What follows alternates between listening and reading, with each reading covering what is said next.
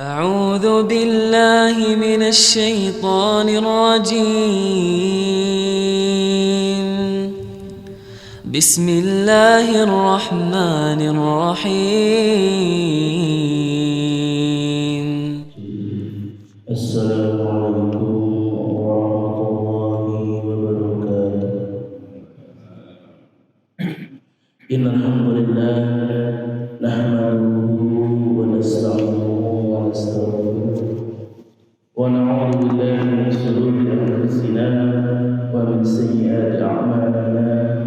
من يهده الله فلا مضل له ومن يضلل فلا هادي له.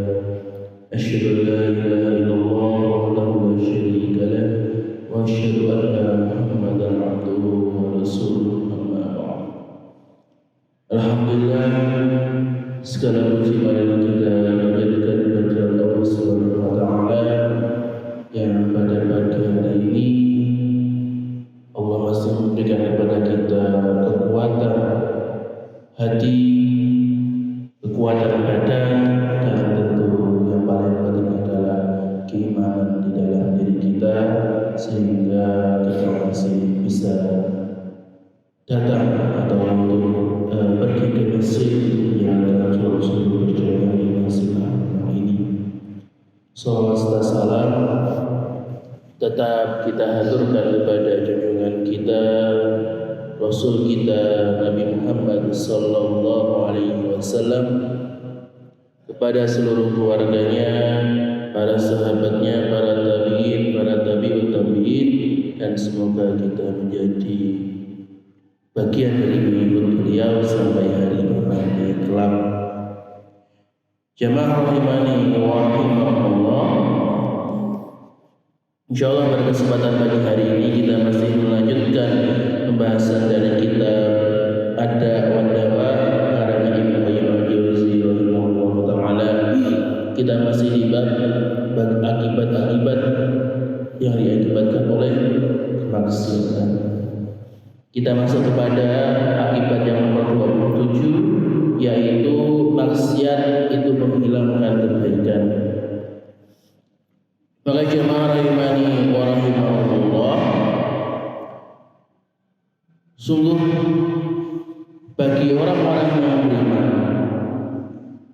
Allah menjanjikan berbagai kebaikan, banyak sekali kebaikan yang Allah janjikan baik dalam Al-Quran maupun As-Sunnah. Bahkan yang disampaikan di Al-Quran saja itu jumlahnya bisa sampai sekitar 100 jenis kebaikan, yang dimana setiap kebaikannya itu lebih besar daripada dunia dan seisinya. Di antaranya Allah menjanjikan akan memberikan pahala yang besar kepada orang yang beriman. Wa sawfa yu'tillahul mu'minina ajran 'azima, dan kelak Allah akan memberikan kepada orang-orang yang beriman itu pahala yang besar karena keimanan mereka. Allah juga mencegah kejahatan dunia dan akhirat dari mereka.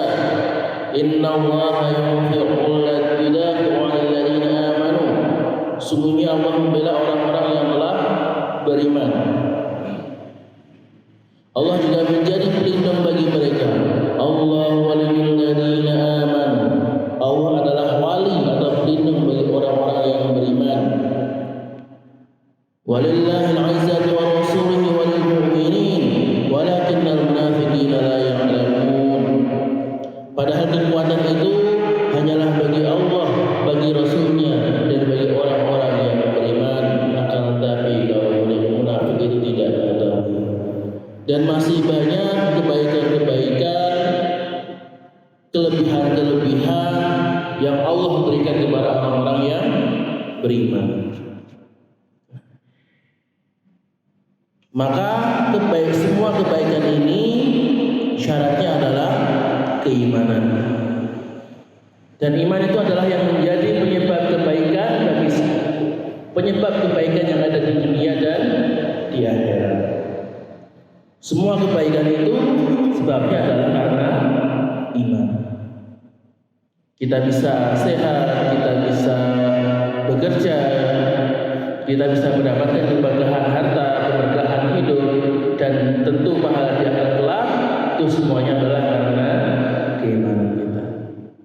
Dan sebab kerusakan, sebab musibah di dunia, ya, baik dari musibah yang sifatnya pribadi, kehilangan harta, kehilangan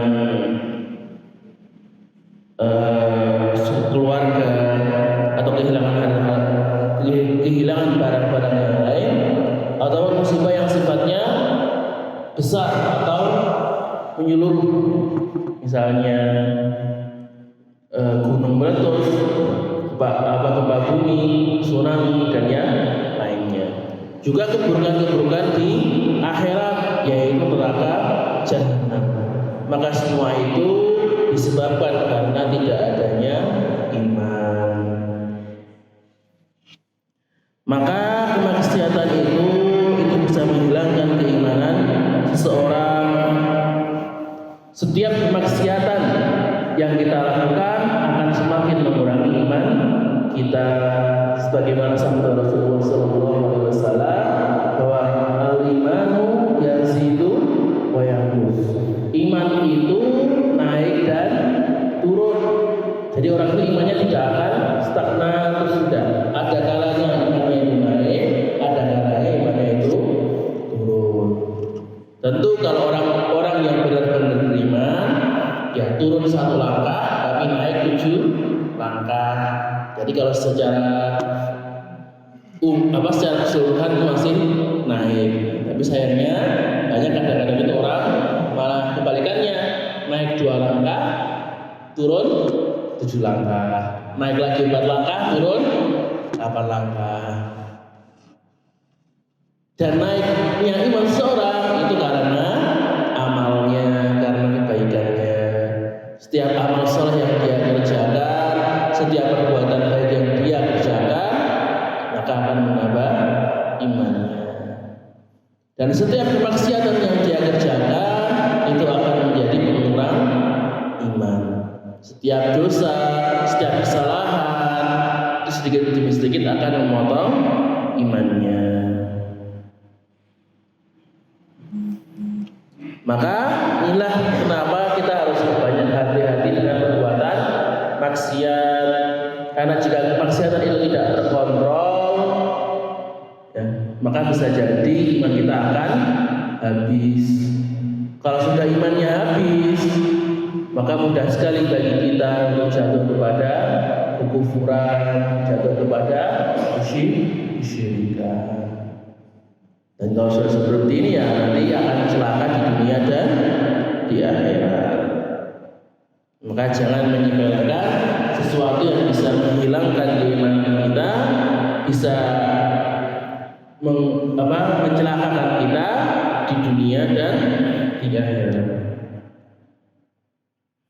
Kemudian akibat yang nomor 28 adalah maksiat itu menjadi menghambat perjalanan hati menuju Allah Ta'ala. Jamaah rahimani wa rahimakumullah, maka di antara dampak maksiat adalah melemahkan, merintangi, menghentikan atau memotong perjalanan hati menuju Allah dan negeri akhirat. Maka maksiat itu tidak akan membiarkan hati kita melangkah menuju Allah, tidak akan membiarkan hati kita itu berjalan menuju ridha Allah, bahkan akan membuat pelakunya itu berpaling dari cahaya Allah. Dan dosa itu akan menghalangi seseorang dari berhubungan dengan Allah Ta'ala. Maka ketika hati diri kita itu ingin berjalan kepada Allah, ingin menuju kepada rahmat Allah, itu butuh kekuatan, butuh usaha. Tetapi dosa-dosa dan maksiat yang kita lakukan itu akan melemahkan kekuatan hati tersebut. Hati itu akan menjadi sakit, menjadi kronis, hingga akhirnya bisa menjadi hati yang mati.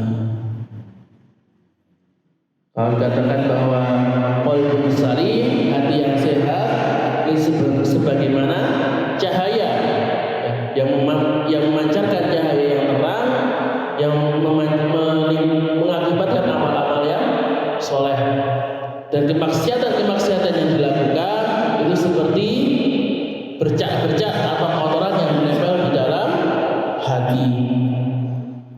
Maka semakin banyak kotorannya, semakin tidak pernah dibersihkan, maka akhirnya hatinya itu akan tertutup dengan kotoran sehingga tidak ada lagi cahaya. Kalau seperti ini, itu hatinya sudah mati. Dan kalau hati itu sudah mati, akan susah sekali untuk menerima hidayah dari Allah. Susah sekali untuk beribadah, untuk berzikir, untuk sholat, untuk membaca Al-Quran. Maka ini yang harus diperhatikan. Bagaimana pinter-pinternya atau segera untuk membersihkan hati kita, terutama tadi dengan menjauhi kemaksiatan. Maka ketika hati itu sudah menjadi sakit, itu akan menimbulkan kelemahan dan keburukan di dalam diri kita. Dan kelemahan ini adalah yang disebutkan oleh Rasulullah di dalam doa zikir dan petang yang diajarkan kepada kita. Doanya apa? Ini Allahumma inni a'udzubika minal hammi wal hazan. Ya Allah, aku berlindung padamu dari sikap gelisah dan sedih. Wa a'udzubika minal ajzi wal kasal. Dan aku berlindung dari sikap lemah atau pengecut dan malasan. Wa a'udzubika minal jubni wal bukhl. Dan aku berlindung dari sikap pengecut dan kepikiran. Wa a'udzubika min ghalabatil daini wa qahril rijal. Dan aku berlindung dari lilitan hutang dan dipala atau diperas oleh orang lain. Maka masing-masing kan, kenapa kalau Rasulullah menyebutkan dua-dua seperti itu? Karena dua-duanya itu adalah pasangan. Setiap dua sifat itu adalah pasangan. Pertama, kegelisahan dan kesedihan, hammi wal hazan. Maka duanya itu adalah berpasangan. Karena ketika hati itu ditimpa kegelisahan, hati itu tidak tenang, pasti juga akan membawa kesedihan. Dan ketika hati itu sedih, juga akan menimbulkan kegelisahan. Dan yang kedua juga sama, wa'udzubika minal ajli wal kasal. Berlindung dari sikap kelemahan dan kemalasan. Karena jika seorang hamba itu tidak punya kemampuan, jadi lemah, tidak ada keahlian, tidak bisa ngapa-ngapain, akhirnya apa? Akhirnya malas. Ya. Karena kalau di rumah mau kerja nggak ada kemampuan, mau sekolah mau nggak bisa belajar, akhirnya kan tidak ada yang bisa dikerjakan. Ketika tidak ada aktivitas, akan menimbulkan rasa malas. Kebalikannya juga sama. Ketika orang itu malas, ya tidak mau ngapa-ngapain, di rumah saja tidur-tiduran toh, akhirnya akan menjadikan dia sebagai orang yang lemah. Selanjutnya jubni wal bukhl, yaitu pengecut dan kekikiran. Nah, ini sifat yang mirip. Ketika orang itu menjadi pengecut, kenapa dia itu menjadi pengecut? Karena dia itu takut kehilangan anggota badannya, takut terluka, takut merasakan sakit. Jadi akhirnya tidak mau berjuang, tidak mau berusaha, tidak mau berjihad di jalan Allah. Karena tidak mau terkena pedang, tidak mau terbunuh, tidak mau syahid di medan perang. Sedangkan kalau zikir itu adalah takut kehilangan harta, baik yang berupa uang, makanan, pakaian, ataupun keluarga. Kayak akhirnya ia takut kehilangan semuanya dan tidak mau menafkahkannya di jalan Allah. Itulah sikap yang kikir. Dan yang terakhir tadi terlilit utang dan diperas juga merupakan pasangan di wala badid daini wa qahrir rijal. Maka kalau orang yang sudah terlilit utang, ya sudah, apalagi utang-utang sekarang yang makin kejam lewat pinjol-pinjolnya yang bunganya sangat mencekik, ya akhirnya biasanya kalau orang sudah terlilit utang akan diperas atau dipalak oleh para kolektor. Sama juga biasanya kalau orang itu diperas, ya dijahati oleh orang lain, diambil hartanya, akhirnya jalan terakhirnya lewat utang. Ya gimana cara dapat uang yang cepat? Ya. Untuk mengatasi dipalak, kan kalau orang dipalak akhirnya hartanya habis. Cara mencari harta yang cepat lewat utang. Makin sering dipalak, utangnya makin banyak, makin membelit.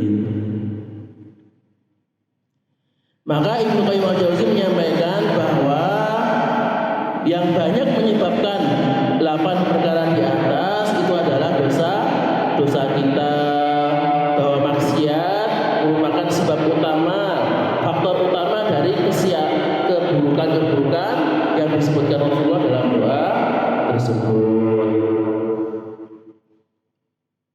Sebagaimana maksiat itu juga menjadi sebab terkuat yang mendatangkan kesengsaraan, kondisi yang benar-benar sulit, dan musibah-musibah yang terjadi dalam hidup kita.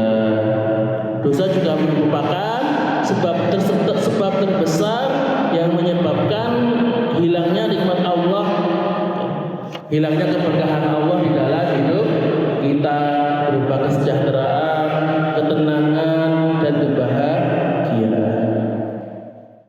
Maka semakin banyak dosa yang dia lakukan, itu bisa Allah akan mendatangkan, dan Allah akan mencabut keberkahan dari hidupnya dan akan mendatangkan musibah baginya.